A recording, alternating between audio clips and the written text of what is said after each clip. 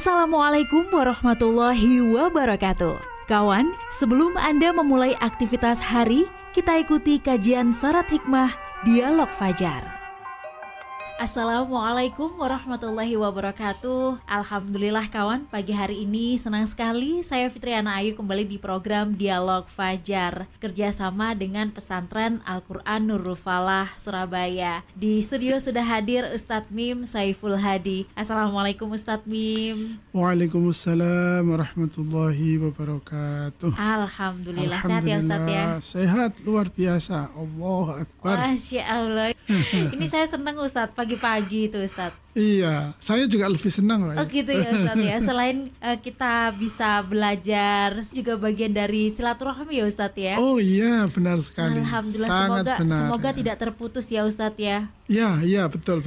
Nah, kita pagi hari ini kawan juga membahas seputar silaturahmi. Apa saja sih yang bisa memutus tali silaturahmi ini, kemudian dampaknya itu apa saja? Saya, Ustadz Mim, dan juga kita semua yang ada di Suara Surabaya ingin terjalin silaturahminya. Monggo selengkapnya bersama Ustadz Mim Saiful Hadi. Terima kasih Mbak Ayu, terima kasih kawan-kawan semuanya. Alhamdulillah. Wassalatu wassalamu ala rasulillah Muhammad la nabiyya ba'dah. Asyhadu an la ilaha illallah, asyhadu anna Muhammadan abduhu wa rasuluh. Amma ba'du. Kawan-kawan sekalian yang dirahmati Allah, Mbak Ayu yang selalu membuat kita semakin ceria ya di setiap pagi. Amin. Suaranya menggelora. Insya Allah.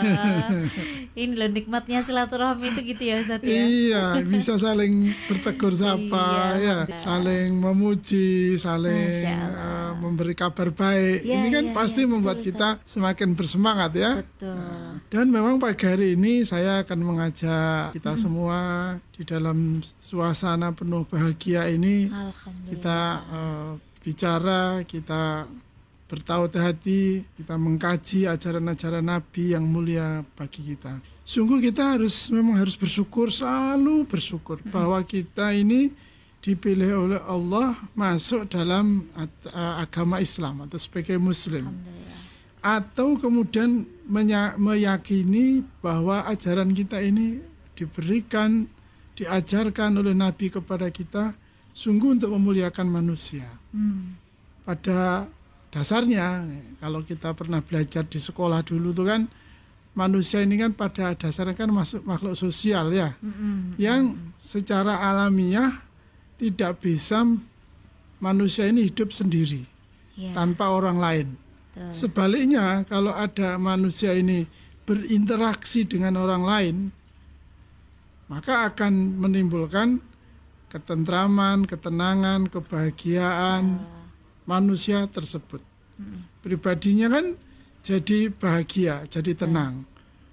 Kayaknya nggak ada ya orang bahagia sendirian itu ya Mbak Ayu ya. Eman ya. Wes uripun tengah alas kono. Iya.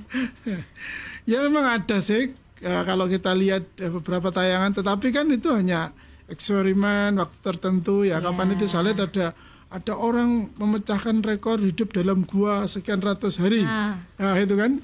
Tapi kan juga akhirnya dia hidup dalam gua kan dalam rangka untuk hidup di luar gua kan. Karena memecahkan rekor.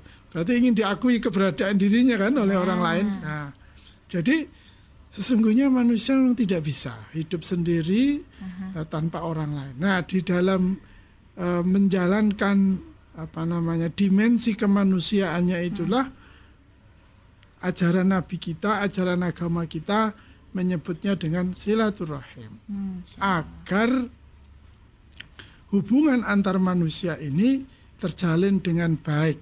Saya ulangi, terjalin dengan baik. Karena kalau tidak baik, nah ini saya akan kutip terlebih dahulu sebuah sabda Rasulullah yang sangat penting bagi kita. Bismillahirrahmanirrahim. Ma min dzambin ajdaru ayyu ajjilallah ta'ala li sahibihil uqubata fid dunya ma'a ma yattakhiru lahu fil akhirah mithlul baghi wa qati'atir rahimi. Rawahu Abu Dawud. Artinya Rasulullah Muhammad SAW bersabda, tidak ada dosa yang lebih pantas disegerakan balasannya bagi para pelakunya di dunia bersama dosa yang disimpan untuknya di akhirat daripada perbuatan zalim dan memutus silaturahim. Hadis riwayat Abu Daud. Hadis ini kalau saya merasa Mbak ya, menangkap pesannya ini sangat menakutkan bagi saya. Sangat menakutkan. Kenapa? Karena coba toh, Allah itu kan maha pengasih, maha penyayang, maha pengampun. Itu memberikan janji, memberikan kemurahan kepada manusia. Kalau ada orang berbuat dosa, itu tidak serta-merta segera diturunkan siksa kepada dia. Artinya memberi kesempatan selalu kepada para pelaku kesalahan, pelaku dosa, kemaksiatan itu kesempatan bertobat. Minta maaf. Bertobat, menyesali. Ya bahasa sederhananya kalau saya analogikan itu, ojo. Kayak kemarin ini jalur sepuro, nah gitu. Artinya selalu ada waktu itu, ada jeda, ada ruang, ada rentang di mana kita diberi oleh Allah kesempatan untuk bertobat, menyesali. Paling sederhana yang baca istighfar. Begitu nanti selesai penyesalan itu muncul, kemudian dia membaca istighfar, merasa bersalah, mohon ampun pada Allah, dosanya hilang, diampuni oleh Allah, dihapus oleh Allah. Tetapi untuk yang ini, loh yang saya maksudkan. Untuk yang ini, kalimatnya ini kan luar biasa menakutkan. Tidak ada dosa yang lebih pantas disegerakan balasannya bagi para pelakunya di dunia, ya, bersama dosa yang disimpan untuknya, loh kan itu. Jadi perbuatan dosa ini memang yang paling pantas itu ya, untuk disegerakan siksanya, hukumannya oleh Allah. Artinya nggak pakai nunggu, saya mau, nggak lagi ada kesempatan. Jangan-jangan nanti dia mohon ampun atau minta maaf. Tidak. Apa itu? Yaitu memutus silaturahim. Ya Allah. Jadi kalau ada orang dengan gagahnya, dengan bangganya, ia memutus silaturahim, entah apapun sebabnya ya Mbak Ayu ya. Tapi paling kan biasanya sebabnya kan sebab urusan bondo sing paling akeh Mbak ya. Ya, hutang. Utang, warisan gitu ya. Terus tum-tuman gak roto misalnya gitu ya. Iya kan biasanya kebanyakan masalah-masalah seperti itu. Padahal kalau ditimbang itu nggak sebanding dengan silaturahim itu.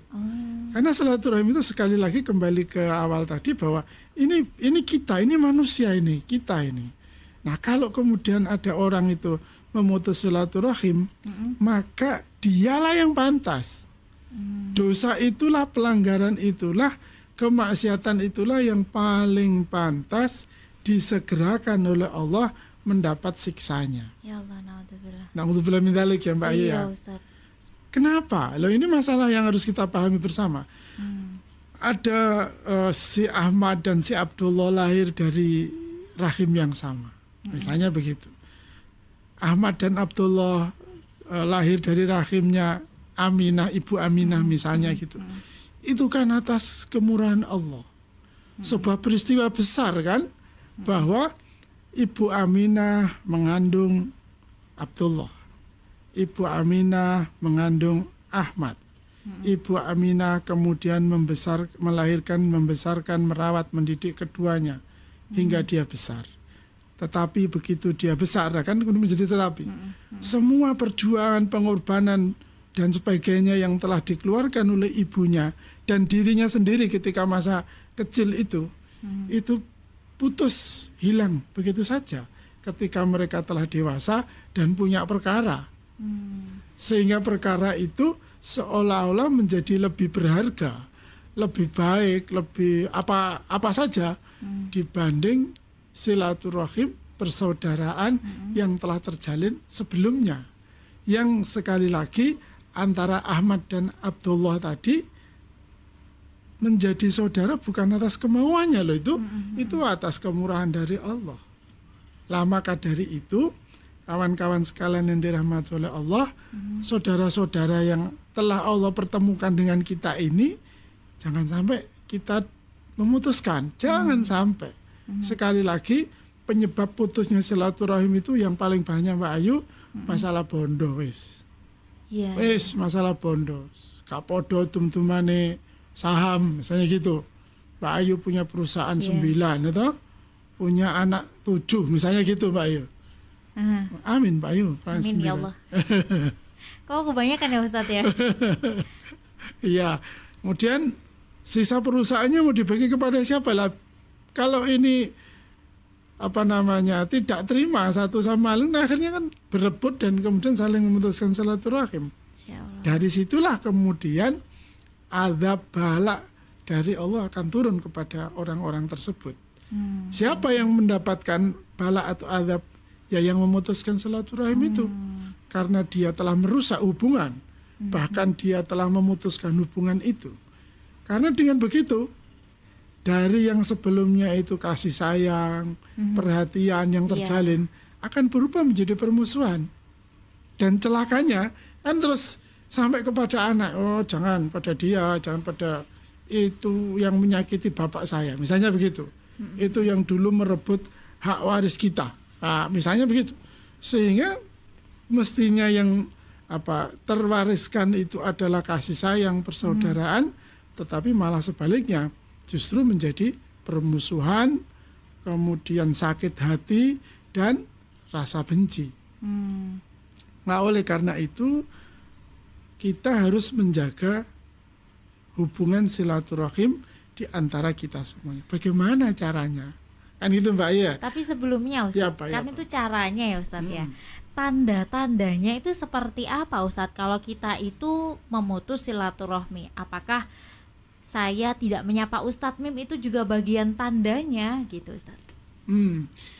Tandanya memutus silaturahim itu ya yang pertama timbulnya kebencian ya. Timbulnya sakit hati di dalam diri, kekecewaan di dalam pribadi kita kepada saudara kita itu. Kalau sudah muncul itu di dalam hati kita, biasanya kan terus ekspresinya gitu. Mulai dari membuang muka kan itu ya, melengos basa Jawa nih. Ya. Yang kedua ucapannya menyakitkan.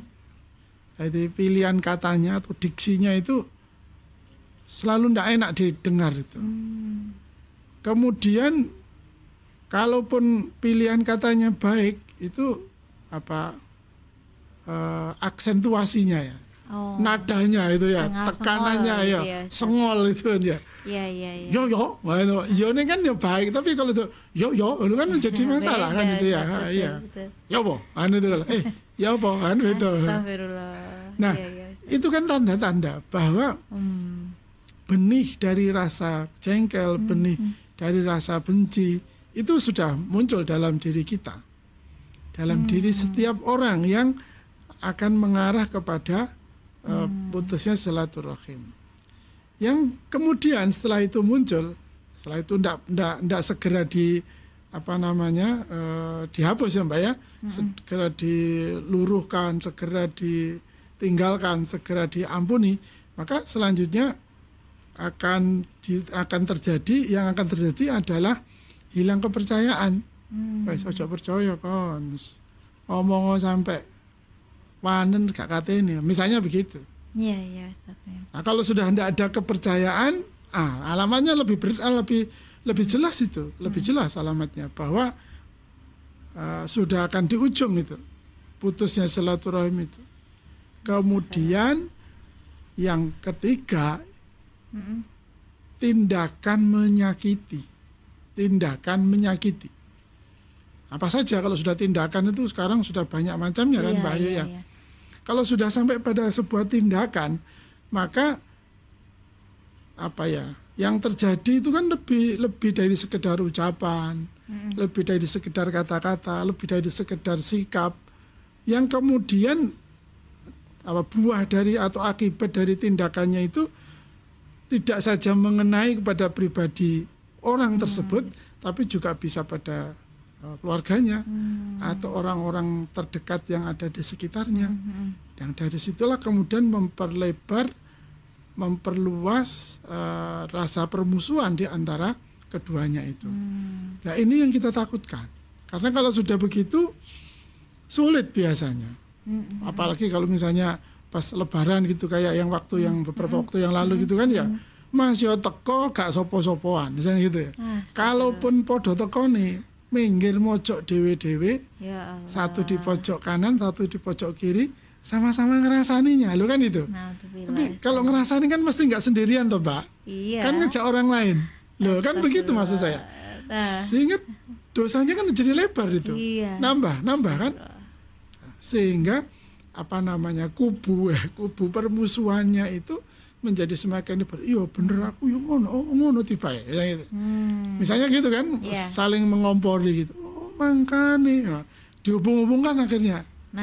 Dihubung-hubungkan yang sebetulnya nggak ada kaitannya itu. Iya. Tetapi karena suasana emosional yang muncul pada saat itu, maka seolah-olah apa-apa yang pernah ditemuinya, apa-apa yang pernah dirasakannya itu menjadi pembenar atas kebencian, rasa permusuhan yang ditebarkan saat itu. Kalau sudah begitu, maka Allah akan marah itu.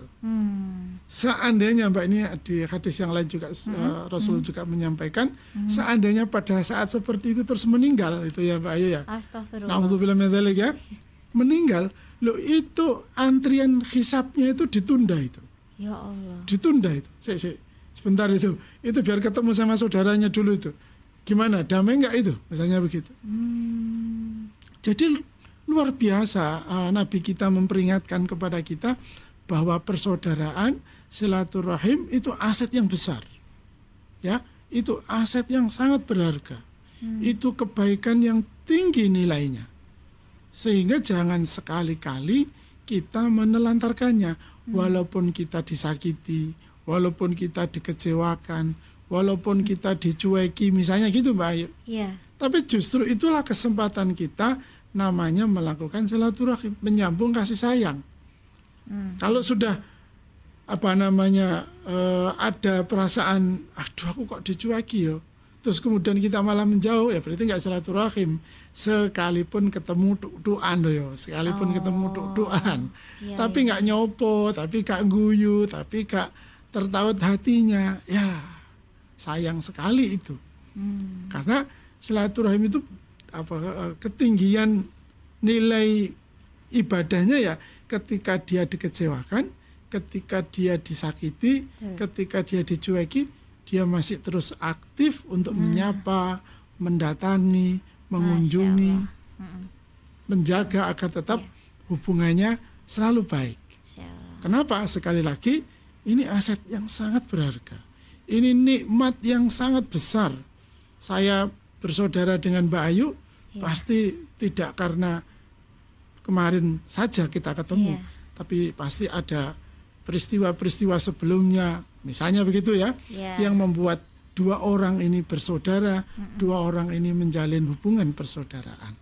Semoga kita terjaga ya silaturahim kita. Ya, meskipun ya rotok jengkel-jengkel didik, tapi ojo ngamuk loh ya. Iya Ustaz. Jangan disimpan kebenciannya, sudah kita telan saja, kita pokoknya kita telan sajalah. Jangan dijadikan alasan bagi kita untuk berbalas saling menyakiti satu sama lain. Masya Allah, karena aset yang berharga dia Ustaz. Betul, ya, berharga. silaturahmi. Semoga juga semua yang sudah mendengarkan Dialog Fajar pagi hari ini juga tetap terjalin kawan, jangan sampai ada yang terputus. Kawan, demikian Dialog Fajar pagi hari ini. Mari kita tutup dengan doa kafaratul majlis. Subhanakallahumma wa bihamdika nasyhadu an la ilaha illa anta nastaghfiruka wa natubu ilaik. Saya Fitriana Ayu dan juga Ustadz Mim Saiful Hadi pamit. Wassalamualaikum warahmatullahi wabarakatuh. Waalaikumsalam warahmatullahi wabarakatuh. Program Dialog Fajar yang baru Anda simak kerjasama Suara Surabaya dan Pesantren Al-Quran Nurul Falah Surabaya, lembaga dakwah yang amanah, profesional, dan berbasis Al-Quran. Pesantren Nurul Falah mencetak guru-guru Al-Quran dengan metode tilawati dan tahfidz Al-Quran. Informasi dan pemberian donasi hubungi 031 828 1278 atau nurulfalah.org. Wassalamualaikum warahmatullahi wabarakatuh.